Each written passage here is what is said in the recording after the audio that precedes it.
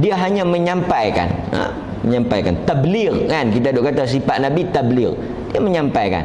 Adapun manusia nak percaya ataupun tidak, itu bukan urusan dia. Tapi Allah menyebut dalam ayat ini, mereka itu pada satu masa pasti akan mengetahui. Tapi kita tak mau sampai waktu ni baru kita nak percaya kan. Setelah itu, ini cantiknya susunan Quran ni.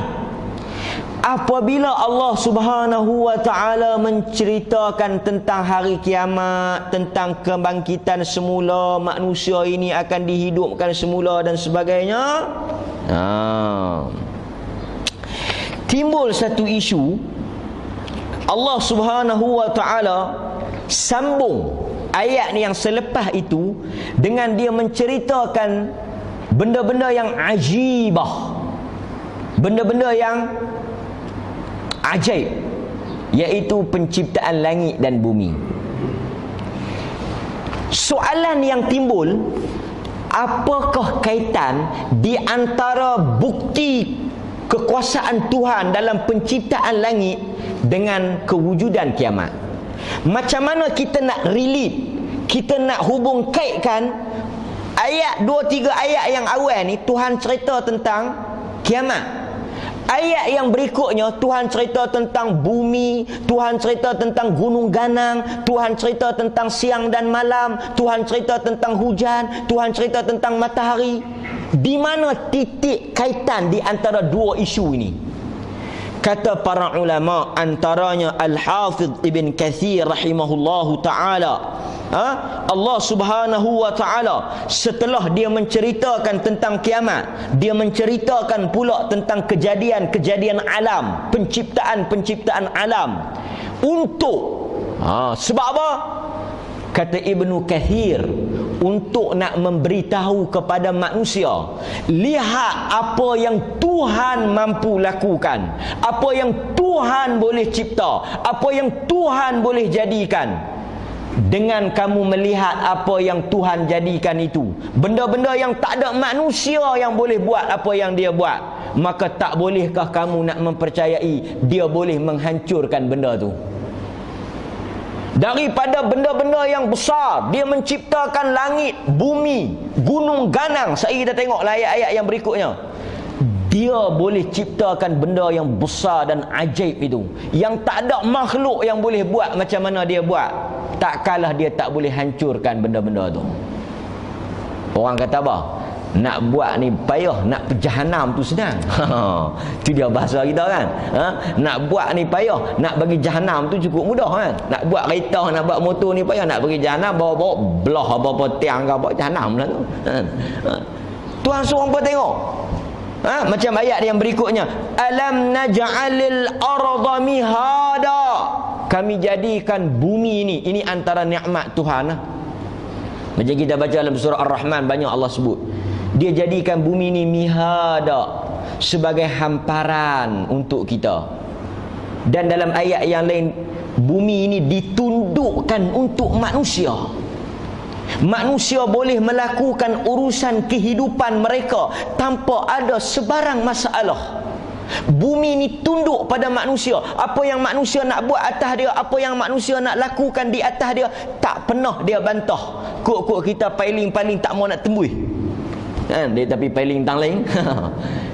Tuhan tundukkan bumi ini untuk kita, bercucuk tanam, buat mihada, hamparan kan, yang mana kita boleh berjalan di atas muka bumi ini tanpa ada masalah kan. Itu satu kebesaran Allah Subhanahu wa ta'ala.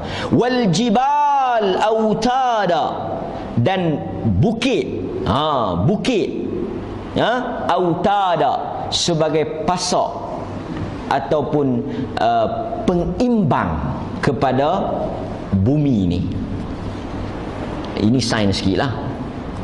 Sikit kita nak lari tajuk.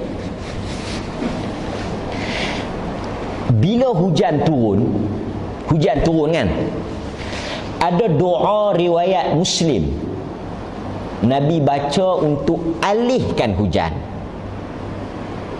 Bila hujan turun, kita nak alihkan hujan yang turun tu, supaya tak turun di tempat kita, ada doa yang Nabi baca. Kita bukan nak baca doa tu, cuma kita nak tengok di mana Allah bawa hujan yang kita tak mau tu. Nabi kata, pindahkan hujan itu ke gunung ganang, ke lembah-lembah, ke bukit bukau, ke hutan-hutan. Apa poin yang tuan-tuan boleh dapat? Nabi kata, Nabi doa, hawalaina wala alaina, ya, jangan turunkan hujan di tempat kami, bawa hujan ini ke bukit bukau, ke gunung ganang, ke dataran, ke lembah, ke hutan. Kata para ulama, seolah-olah Nabi SAW nak gambarkan tempat-tempat yang dia sebut tadi merupakan tempat tadahan hujan, yang mana apabila manusia merosakkan ekosistem, merosakkan tempat tadahan hujan tadi, hujan itu akan balik kepada manusia dalam bentuk banjir. Ini kita keluar kotak sikit, duk baca doa tak faham makna. Awak minta pi pindahkan hujan ke bukit bukau, bawa pi ke gunung ganang, sebab memang secara naturalnya kawasan-kawasan itu adalah kawasan-kawasan yang dijadikan untuk menahan hujan. Memang Tuhan jadikan untuk tahan hujan, yang kita sebut dengan kawasan tadahan hujan. Apabila manusia melakukan zaharal fasad, melakukan kerosakan di tempat-tempat ini yang fungsi asalnya untuk menahan hujan, tapi dia dah tak boleh function macam mana yang Tuhan jadikan, kerosakan itu akan balik kepada manusia. Demikian manusia itu, sebab itu Quran kata kerosakan itu adalah hasil daripada tangan-tangan manusia. Bila kita tebang pokok, bukit-bukit ditarah, yang asalnya fungsi yang Tuhan sebut tu tak menjadi fungsi dia lagi. Okey. Wa khalaqna, dan semua ni bumi, bukit bukau ni Tuhan cerita masa dia jadi macam ni awal tu, tapi bila kiamat digulung dengan tangan kanan dia.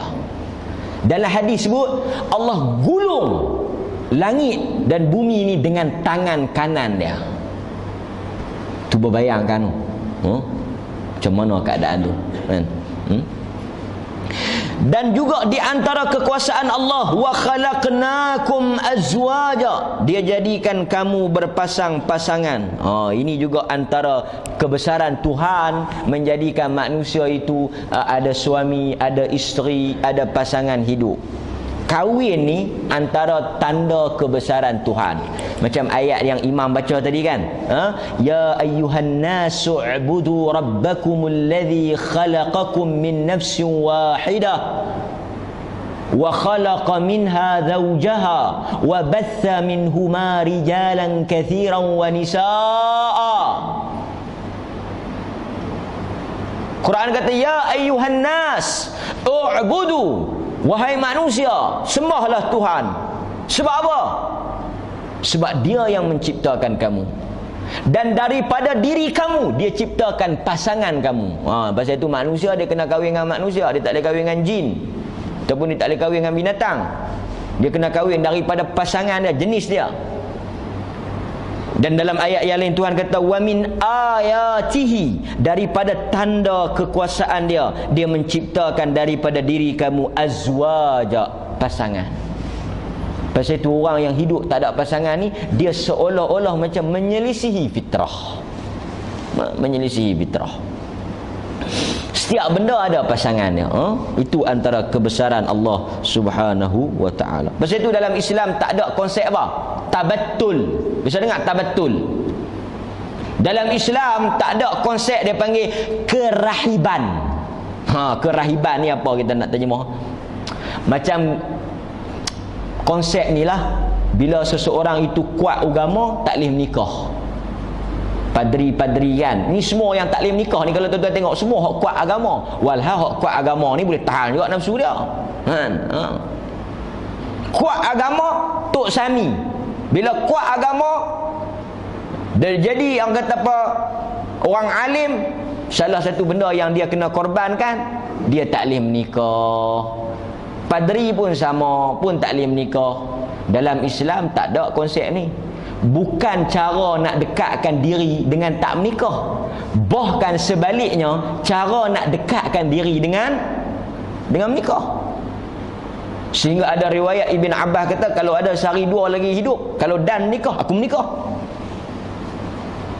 Ibn Abbas kalau katakan sehari dua boleh hidup lagi, menikah. Nak, bukan kata nak habang kata dia nak menikah, tapi nak habang bagaimana perkahwinan ataupun berpasang-pasangan itu merupakan salah satu cara mendekatkan diri kepada Allah Subhanahu wa taala. Kita tak boleh lawan fitrah tau. Manusia berpasang-pasangan ni fitrah, naluri dia. Apabila manusia menyelisihi fitrah, dia akan rosak dia punya sistem dia. Kan?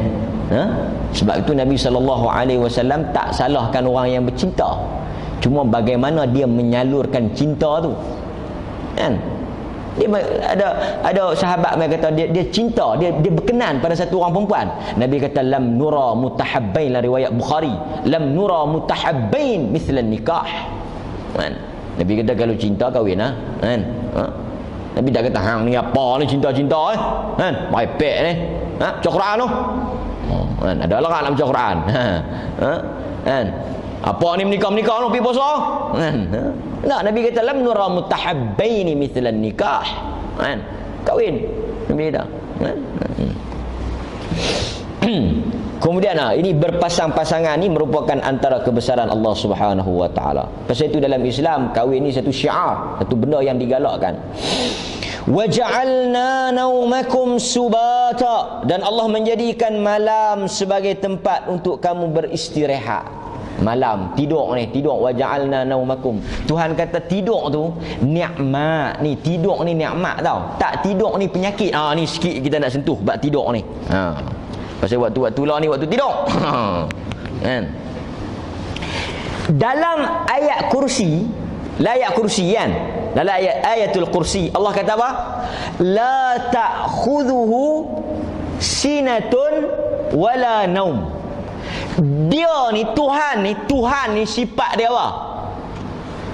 Mengantuk pun tak, lena pun tak. Kita kalau Tuhan ni kalau dia habaq dia tak lena pun cukup. Tak. Dia habaq mengantuk pun tak. Kalau satu orang tu tak mengantuk, dia tak akan lena. Duk sembang dengan kita rancak tak tengok, tak tahu sengah mati. Orang ni tengok bahasa Quran tu, bahasa dia, susunan ayat tu, la ta'khudhuhu sinatun, dia tidak disambar atau dipegang oleh mengantuk dan lena. Dia susun tu, step yang pertama mengantuk, kemudian baru lena. Tuhan ni mengantuk pun tak nak kata lena telah. Kita lena dia mai fasa mengantuk. Tuan-tuan kena faham tau. Nah ni yang Quran kata Tuhan tak sama dengan manusia ni. Manusia, Tuhan kata antara kekuasaan dia, kehebatan dia, dia tak mengantuk dan dia tak lena. Tuhan sesuai lah. Nak jadi Tuhan lena karut lah kan? Nak jadi Tuhan tak lena kan? Tapi manusia, kalau dia kata aku ni seminggu dah tak lena, itu bukan kelebihan, itu penyakit. Nampak? Kelebihan bagi Tuhan, kelemahan bagi manusia. Kan? Ada orang jumpa kita, dia kata, "Ush, aku segan nak cerita kat hang." Awak, "Ish, aku ni 3-4 hari dah tak lena, mengantuk pun tak." Kita akan kata apa? Elok hang pergi periksa. Kita tak akan kata, "Oi, subhanallah, hebat hang, teror hang." Kita tak kata teror, kita kata hang ni tak lama pasal. Orang tak lena ni dia lena tak mungkin dah. Pasal itu Tuhan kata la ta'khudhuhu sinatun wala naum. Dia tak mengantuk dan dia tak lena, sesuai dengan kedudukan dia sebagai Tuhan. Tapi manusia, lena tu nikmat. Lena tu nikmat. Sebab itu dalam riwayat Bukhari, Nabi SAW pernah lena sehingga berdengkur sampai mengeruh. Syok nikmatnya lena, kan? Ha? Dan Tuhan jadikan lena ni, lena ni ada satu penyakit dia panggil apa dia ni, insomnia. Penyakit yang tak boleh lena sehingga kena ambil ubat. Penyakit ni tak lena. Pasal tu orang yang boleh lena ni nikmat, kan? Setengah-setengah orang dia kata, ya Allah bagi dia duit banyak. Tuhan tak bagi duit banyak, tapi Tuhan bagi dia boleh lena kali. Lena nyenyak, kira okey, kan? Kalau hang duit banyak tak lena pun tak guna, nak kena habis duit beli ubat lena pula, kan? Setengah orang tu macam-macam. Ni cerita lawak okeylah. Pagi-pagi ni tak boleh cerita serius sangat. Arab ni ada pak pandai nama Juha. Juha ni macam pak pandai Melayu lah. Ada satu ibu ni bawa anak. Ni cerita mengarut lah. Saya hidup pergi kata hadis pula. Cerita merepek. Memang merepek cerita ni. Bawa pergi jumpa Juha. Macam kita baca cerita pak pandai kan. Dia kata anak dia ni menangis tak berhenti-berhenti. Menangis tak berhenti-berhenti. Tak ada ke ubat-ubat apa yang hang boleh bagi? Dia kata sat. Dia pun keluar ambil lah buku. Setengah riwayat pula. Setengah versi kata ambil Quran. Ambil buku atau Quran lah lebih kurang itu. Dia tahan balik pergi baca. Buku apa ni? Dia kata balik pergi baca lah. Balik pergi baca. Balik baca. Buku ni Quran ni balik pergi baca. Baliklah kawan tu. Bukan dengan anak dia lena, dengan dia lena. Manusia ni ubat dia baca tu lena.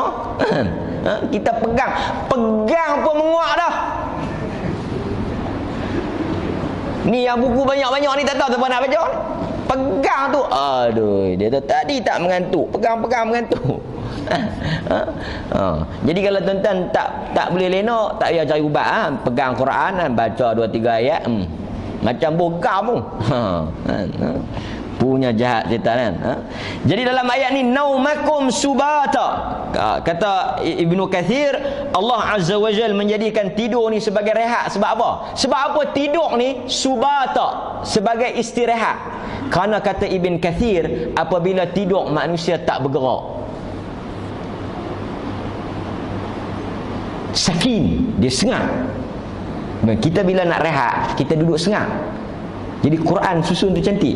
Dia jadikan tidur sebagai waktu. Manusia ni tak ada yang dinamakan rehat, melainkan dia duduk senyap. Duduk senyap ni lena.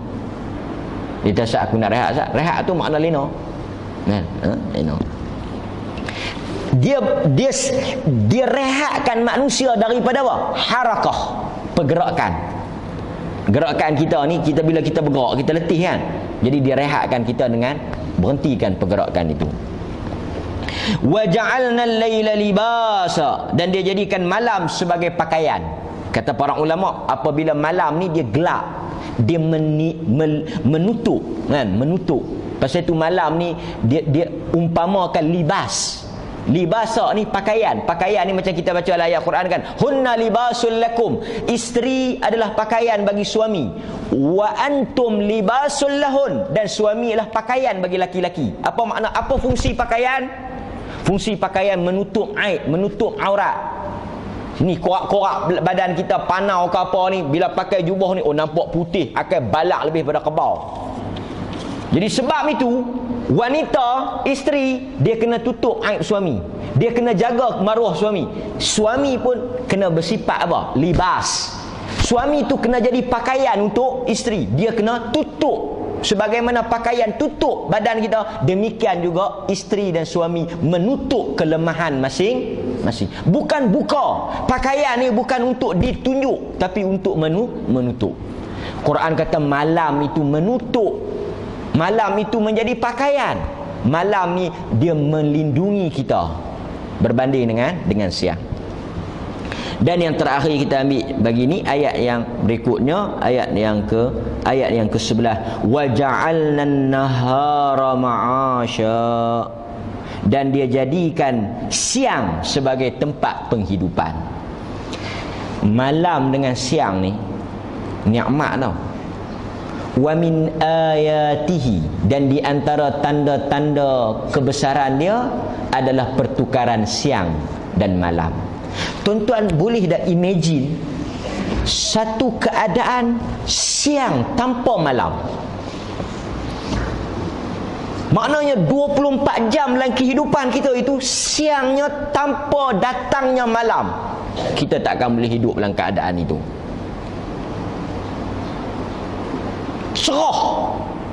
Cerah 24 jam. Lah kita duk kata, kalau siang lama panjang bagus kan? Dan nak buat apa? Kelam maghrib dah. Cuba bayangkan Tuhan panjangkan siang tu. Kan? Satu masalah. Dan Tuhan jadikan fungsi malam itu untuk manusia berehat. Siang itu manusia mencari kerja. Apabila manusia menyelisihi apa yang Tuhan jadikan ini, maka hidup dia tak akan stabil. Apabila malam dia berjaga, siang dia lena, memang tak lama hidup dia. Orang yang kena penyakit ni orang yang tidur siang. Tak percaya tanya doktor. Dia menyelisihi aturan alam, aturan sunnatullah. Dia panggil sunnatullah. Kita duk dengar sunnah Nabi. Allah pun ada sunnah dia. Sunnah Allah. Apa dia? Apa yang Tuhan tetapkan. Siang kerja, malam lena. Dia malam kerja, siang lena. Pi.